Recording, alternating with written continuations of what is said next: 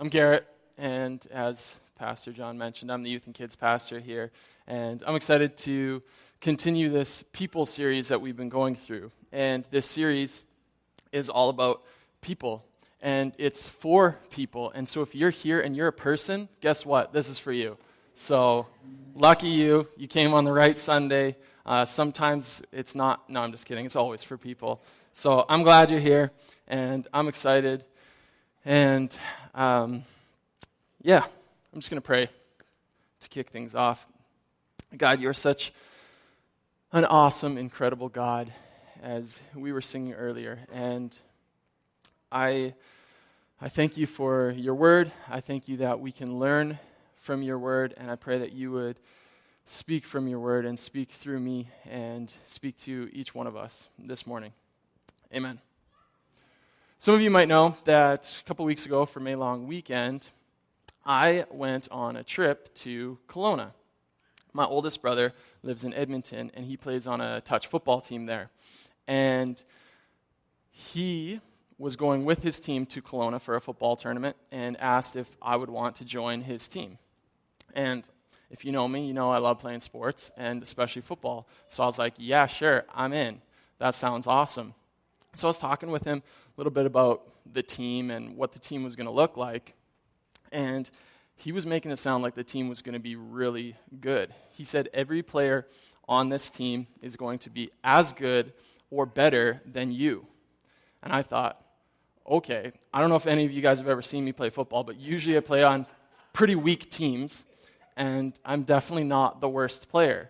And so when I heard that, I was, one, excited, and two, wondering if I was going to be good enough for this team, wondering if I was going to be holding this team back, if I would have what it takes to keep up with these other guys, or if I would be a bit of a weak link hurting the team. And I'm not going to tell you what happened or how it went, but it was a disappointment. It was a disappointment. We didn't win. But what I find myself doing often, as I was doing at that moment, was I can find myself comparing myself, my skills, the things that I have, to others.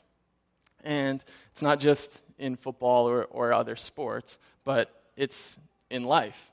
Like yesterday was super hot. It was beautiful outside. And so Alex and I are sitting in the backyard in our little $10 kiddie pool that we bought from Walmart, enjoying the sun, enjoying the water, and I'm thinking, man, wouldn't it be so good if I could actually have a pool? Like if I could actually have a pool like some people do? Or I come home and I see my house, and my house is all right, but then I go to somebody else's house and it's like twice the size of mine, and it's like literally 100 years newer, and I think, man, if I could have that, that would be sweet. I need that. Or I see somebody with a better, newer, nicer phone. I'm like, oh man, that would be such an upgrade from my iPhone SE. I need that.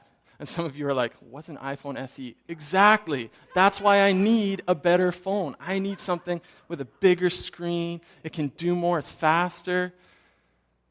And I compare myself to other people all the time, the things they have, the things they can do. Some people are so much more talented than I am. I see John up here playing his guitar. Why can't I do that? I need to be able to do that. I can't do that. And I would venture to guess I'm not the only one who does that. Probably at least 2 or 3 of you, from time to time, compare yourself to others. Because I think it's human nature to see how we measure up to the people around us, to look at the things that they have or the things that they can do and see, how do I measure up against them? Do I have what it takes? Or do I need a little bit more? Am I keeping up with the Joneses? Do I have all that I need, or do I maybe need a promotion? Or do I need to make a little bit more money? Or do I need to have better kids so that my kids are more athletic than his kids or her kids? Or do I need to have just a little bit more or a little bit better? Or do I have all that I need. And this isn't a question that we came up with and nobody else has ever dealt with. This is something that people have been dealing with for thousands of years. And we're going to look at a story from somebody in the Bible who doubted that he had what he needed, who doubted that he had what it took. And what we're going to learn from him and this story has the power to totally transform the way that we live our lives and allow us to live our lives with so much more peace and contentment rather than trying to keep up with the Joneses. We're going to be looking in Exodus chapter 12, but before we get there, I need to give you a little bit of a background. And I'm going to be summarizing a lot of stuff. And so what you should do is when you get home sometime this week, just read the story because it's so much better than my summarization of it. But we're going to be talking about Moses. And so before Moses comes on the scene, there's these Israelites. They end up in Egypt, and they end up as slaves in Egypt. And there's like 2 million of them, slaves in Egypt. And the Egyptian king, the Pharaoh, is a little bit concerned that there's so many Israelites, and he's worried that they're going to take over Egypt. And so he makes this law that any male Israelite who is born is to be killed. If there aren't any men, it's a little bit harder to overthrow the kingdom. That's what he was thinking. And the problem was, not everybody obeyed this rule. And there's one baby boy who was born, and his name is Moses. His mom ends up tossing him in a basket in the river, and he's floating around there crying while the princess comes to bathe. She sees this crying baby, and she's like, oh man, I feel bad for this kid. And she adopts him, and he ends up being raised in Egypt, in the palace. And as he grows up, he still knows that he was born an Israelite. And so when he sees his Israelite neighbors being oppressed, one day he ends up coming up against this Egyptian slave driver, and he kills him, thinking that nobody saw. The next day, he realizes that people did see, and he's like, oh dang, I got to get out of here. And so he takes off and flees the country. That's where we find him when we begin this story. As I said, I just summarized a whole ton. You got to read the story. So good. And everything after what I'm going to read today, so good. You got to check it out. Exodus chapter 12, beginning in verse 1. It says, one day, Moses was tending the flock of his father-in-law, Jethro, the priest of Midian. He led the flock far into the wilderness and came to Sinai, the mountain of God. There the angel of the Lord appeared to him in a blazing fire from the middle of a bush. Moses stared in amazement. Why would Moses stare in amazement at a bush that's burning? That's not that odd. But this is what was. Though the bush was engulfed in flames, it didn't burn up. There was this blazing fire in this bush, but the bush wasn't being consumed. It was just staying the same. And obviously Moses thought that was weird, and so he wanted to go investigate. This is amazing, Moses said to himself. Why isn't that bush burning up? I must go see it. When the Lord saw Moses coming to take a closer look, God called to him from the middle of the bush, Moses, Moses. I don't know how you would respond to that, but I might freak out and book it the other way. But Moses was a little bit different, I guess. And instead, he responds, here I am. And as Moses is moving towards this voice, it continues, do not come any closer, the Lord warned. Take off your sandals, for you are standing on holy ground. God says, slow down, Moses. You got to recognize who it is that's speaking to you. You got to recognize who I am. You are standing on holy ground not because this dirt is special, but because I'm here. And so that makes this place special. You got to recognize who you're talking to. And here's what God says. I am the God of your father, the God of Abraham, the God of Isaac, and the God of Jacob. Instantly, when Moses heard this, he would have known who this God was. He would have heard so many stories about the God of Abraham, the God of Isaac, and the God of Jacob. This God who created the stars in the sky, who created the mountains and the rivers, who created all of humanity simply by speaking words. He would have known who this God was. And he would have recognized how amazing and powerful and holy this God was. And so it's not surprising when it says, when Moses heard this, he covered his face because he was afraid to look at God. Then the Lord told him, I have certainly seen the oppression of my people in Egypt.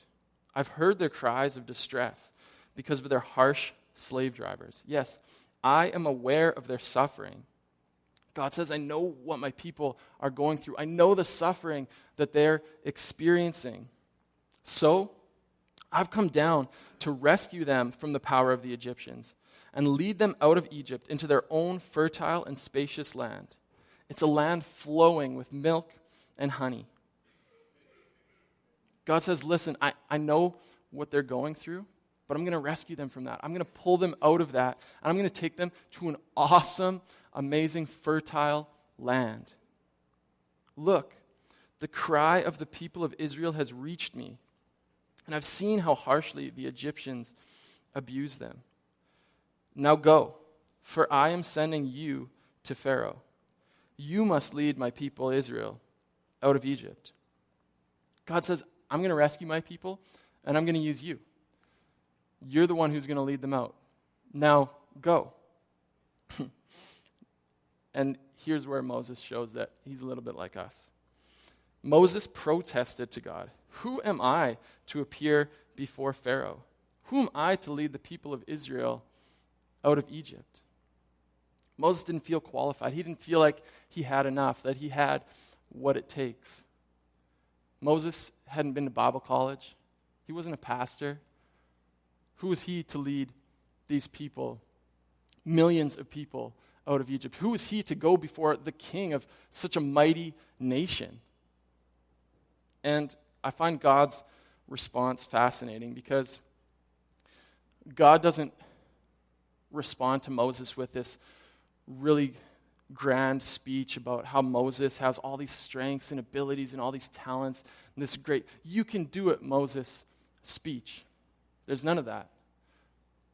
Instead, God responds by saying, I will be with you. God answered, I will be with you. Didn't say anything about Moses. Nothing. He said, I will be with you. It wasn't important that Moses had all the abilities, that he felt like he was enough. It was important that he knew who made him enough. That was more important than anything else, was who God was. God was more than enough to fill in his gaps, to make up for his weaknesses, to make up for the things that Moses lacked. And it actually was an opportunity for God to show his strength in that weakness. So often,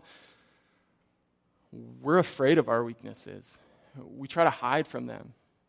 We try to avoid them. We try to make sure that nobody knows about these things because we're ashamed of them. We're embarrassed. We don't want people to look down on us or think less of us because we don't measure up to their same standards. And so we hide them. But that actually prevents God from using our weakness to show his strength. And this is something that we learn from Moses' life and something that we can also see in the life of the Apostle Paul.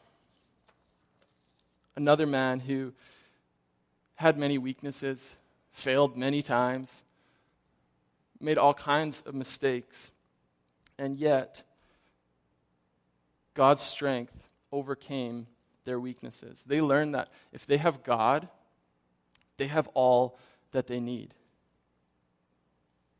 They don't need anything else. Their weaknesses pointed to his strength on a regular basis. And the Apostle Paul writes about this in 2 Corinthians chapter 12. He's dealing with something in his life. We're not exactly sure what it is. Something that's bothering him that he prays 3 times for God to take this thing away because it's bothering him like crazy. And check out God's response. He says, "My grace is all you need. My power works best in weakness." Where does he say his power works best? In weakness. And so after that, Paul's response was, "Now I'm glad to boast about my weaknesses, so that the power of Christ can work through me." Paul learned that his weaknesses provided more opportunity for God to show his strength, to show who God was, and to bring him glory. Moses and Paul were far from perfect people. If you read this book, you'll see that. But God still used them for great things because they allowed their weaknesses to be opportunities to show God's strength. They learned that if they have God, they have all that they need. Do we do this? Do we live as though God is all that we need? I don't always. I know there are many times where I live as though I need many other things.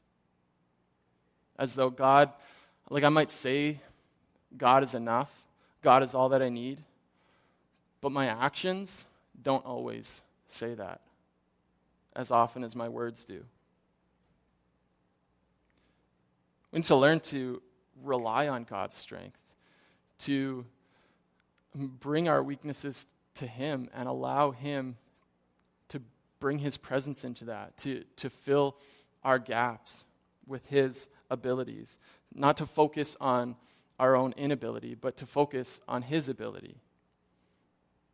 We can focus on ourselves and the ways that we don't measure up all day, but that's not going to get it done. That's not what we need. And God's abilities are far more than enough to outweigh anything, any lack or failure or mistake that we make. We need to allow Him to work in our lives so that He can fulfill the awesome plans and purposes that He has for us. To allow His presence to give us the courage to live differently than the people around us, even if that means getting made fun of or people making comments like, "Wow, those people are a little bit weird. Like, why aren't they trying to climb the corporate ladder? Why aren't they trying to constantly build their reputation? Why aren't they looking for these things? All they're concerned about is God. Like, what's wrong with them? What a waste of their lives. Why are they doing that?" And if you're a follower of Jesus, you know why. Because we don't live for this life. We live for the next one, because the next one is the most important one. That's the one that lasts forever. This one is 50, 60, 80 years, 100 if we're really old. But what does that compare to 1,000 years, 10,000 years, 1,000,000 years? It doesn't. And that's why we live for that one. We need to live with an awareness of His presence with us, of His presence in our lives. So often I can go about my day, and like I'm a pastor, and so everything that I do is church stuff, it's God stuff. But I can go throughout my day, and I can get lots of stuff done without even thinking about God, without any awareness of His presence in my life.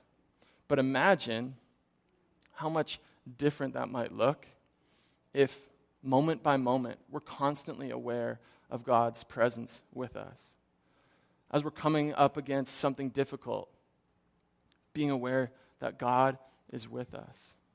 Sure, we might be small, we might be weak, we might not have what it takes to get through this, but God sure can. God is way bigger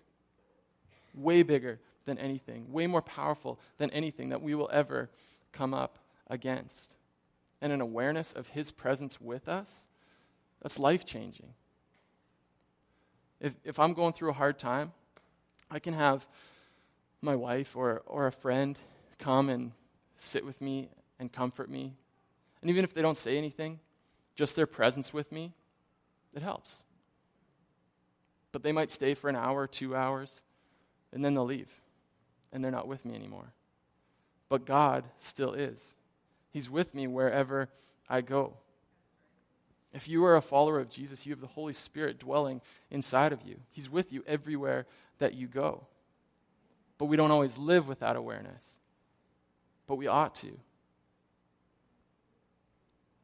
If you have God, you have all that you need. You don't need more likes on your posts. You don't need stronger muscles. You don't need a promotion or a higher pay grade. You don't need more toys. You don't need a bigger house. If you have God, you have all that you need. And the thing about comparison and looking at other people and seeing how we measure up is it's a trap. It really is. Andy Stanley calls it the comparison trap. And he says there's no win in comparison. There's no win in comparison because there will always be somebody who has what's better. There will always be somebody who has what's bigger, shinier, faster, prettier. Always. And it's a no-win situation. There's no win in comparison. And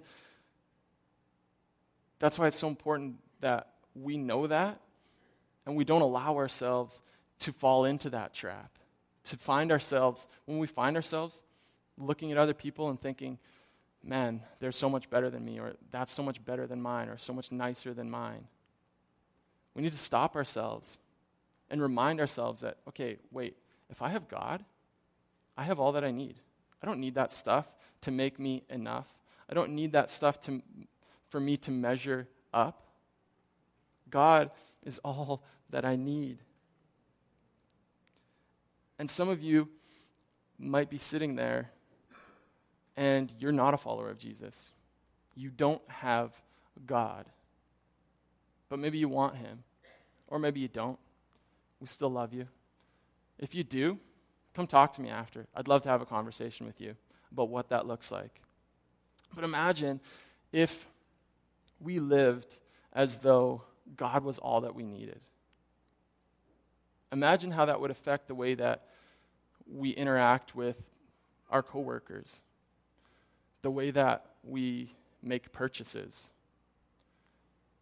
the way that we view the lives that we live.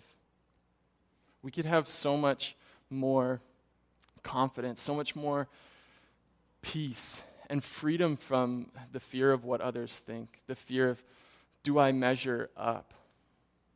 And instead, just experience contentment and peace. And who doesn't want those things? Everybody does. That's so much better than constantly striving and feeling like we don't measure up. But if we live with this perspective, we don't need to, because we know that we already do measure up. We already have all that we need. If the same Spirit that raised Jesus Christ from the dead lives inside of you, imagine the things that he could do in your life if you were aware of his presence, moment by moment. Pretty cool. God, you are such an incredible God. And I thank you for your word. I thank you that you teach us. I thank you for how you challenge us. And God, this is not easy to live as though you are all that we need. We're constantly bombarded by messages contrary to that. Every single commercial that we see tells us that we need something else. But I pray that you would help us to live as though you are all that we need. That we wouldn't compare ourselves to others and strive to measure up or to be enough, to be smart enough or talented enough or to have the right things, to act the right way, but to find our enoughness in you. God, I pray that your will would be done throughout the rest of this morning and the rest of this week. Amen.